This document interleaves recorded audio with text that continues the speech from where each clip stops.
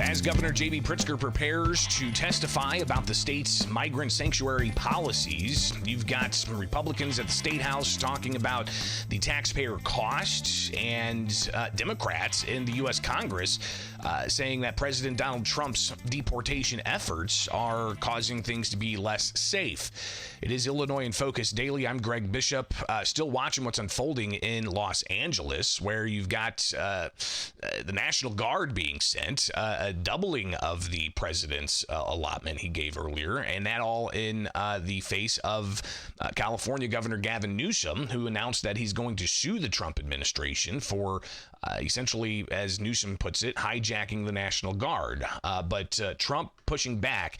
Let's hear some of that here with Illinois in Focus, where he was asked some questions and made some statements about the president of, or the governor of California. Some of the things you're reading about in Los Angeles, thank goodness we sent out some wonderful National Guard. They've really helped, and a lot of problems they were having out there. They were afraid to do anything, and we sent out the troops, and they've done a fantastic job. So I want to thank them very much. I also want to thank you for being here as we discuss one of the most exciting parts of the one big, beautiful bill. It is indeed a big, beautiful bill, and it's doing very well. The Trump accounts, as they call it, pilot program, which will make it possible for countless American children to have a strong start in life at no cost to the American taxpayer, absolutely no cost. It's going to have a huge impact. I want to thank House Speaker Mike Johnson for number Trump, one being a great speaker. Yesterday talking about the issues in California, but also the big, beautiful bill, he calls it, which does have more funding for immigration enforcement, and something that, again, is very contentious right now in Los Angeles, with protesters turning into violent riots, trying to block federal law enforcement, and state and local police having to try to keep the peace, saying that it's chaotic, and ultimately President Trump calling in the National Guard. Here he is talking more yesterday about the entire issue, and in particular taking a question from a reporter, responding to Gavin Newsom. Have to go by the laws. We can't call in the National Guard unless we're requested by a governor. What changed now? Why is this situation different to not consult with Governor Newsom about this? Well, the biggest change from that statement is we have an incompetent governor. So I talked about governors, but I didn't talk about he's an incompetent governor. Look at the job he's doing in California. He's destroying one of our great states. And if I didn't get involved, if we didn't bring the Guard in, and we would bring more in if we needed it, because we have to make sure there's going to be law and order. You had a disaster happening, and they now admit it was a disaster. I watched the chief yesterday, who's a good man, by the way, and he said, "Wow, we're lucky we did this because they were overwhelmed. You saw what was happening." So we did the right thing. Everybody agrees to that. But you have a governor who let the city burn down, didn't want water to be sent down to him. I sent billions of gallons of water. I wanted to do it in the first term. He wouldn't do it over, I don't know, they have environmental reasons, but there were no environmental reasons. I think it's just a political philosophy. But it's lucky for the people in Los Angeles and in California that we did what we did. We got it just in time. It's still simmering a little bit, but not very much. Yep. Again, yeah, it is still simmering, something that the images still coming out of California are showing. But Illinois Congresswoman Lauren Underwood, yesterday during a House committee, a U.S. House committee, she talked about how Trump's policies aren't helping with public safety and are costing U.S. taxpayers exorbitant amounts of money. Good evening, and thank you, Mr. Chairman. I think we can all agree that whether it's at the border, the airport, our country's shorelines, or in cyberspace, the Department of Homeland Security cannot fail. But I also believe that the department cannot fail the ideals and values that make America the greatest nation in the world. Under the Trump administration, DHS is out of control, illegally spending hundreds of millions of our taxpayer dollars and flagrantly violating the rights and civil liberties of Americans. Under this administration, due process and the limitations that the Constitution puts on our government are being ignored. And this bill does nothing to protect Americans from being targeted. It fails to protect American citizens from deportation. It does nothing to protect American citizens from being confronted in their homes and offices or having their property seized, as this administration's deportation policies ignore legal safeguards. It allows ICE agents to continue to grab people in places of worship and in our schools without a warrant. And it punishes legal immigrants who speak their minds, all while rewarding for-profit detention centers with billions of taxpayer dollars. Now, in Illinois, state and local law enforcement aren't allowed to cooperate with immigration enforcement officials from the federal government. But when, what happened last week in Chicago, which possibly could still, see some things happen this weekend, for instance. There's some red flags being raised by others saying that there's going to be demonstrations across the country this Saturday.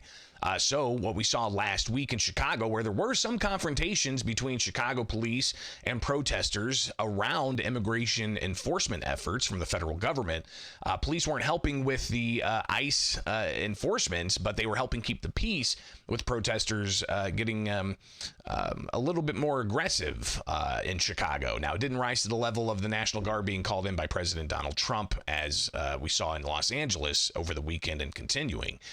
But there's still concerns that could happen in Illinois as a sanctuary state. And Governor J.B. Pritzker on Thursday will be testifying in front of a U.S. House committee alongside the governors of New York and Minnesota.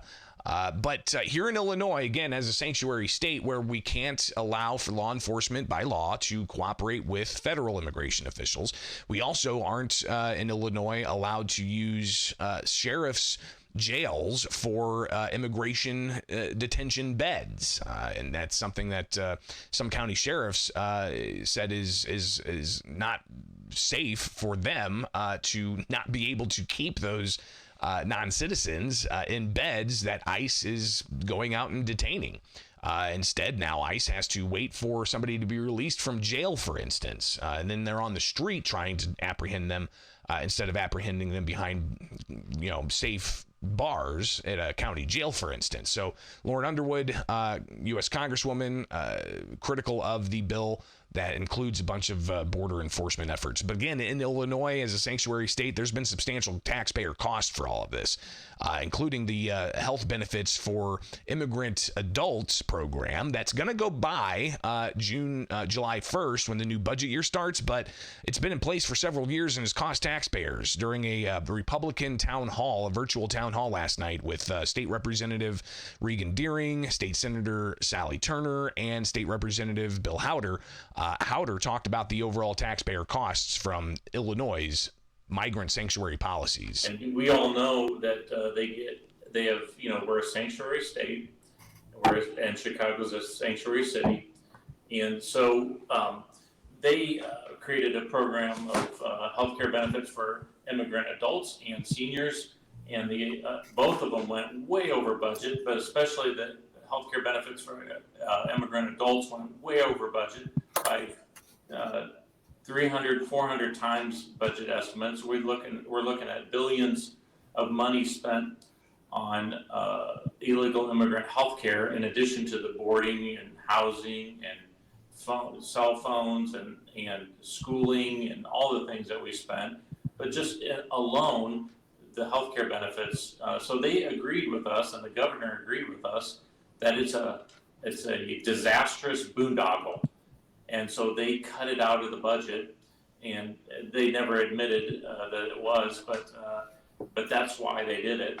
And but they're keeping the one program for 65 and over immigrant adults, and they're saying that it's only going to cost $110 million. Guarantee you, it'll be at least 5 to 10 times that. And we'll likely see some audits. I know that there was come out of the ongoing health benefits for immigrant seniors program. And how that ultimately costs taxpayers as well. While those who are supportive of the program say that these individuals need to be able to have access to health care, or else they're going to go to emergency rooms, and then that's just going to be more of a drain on taxpayers.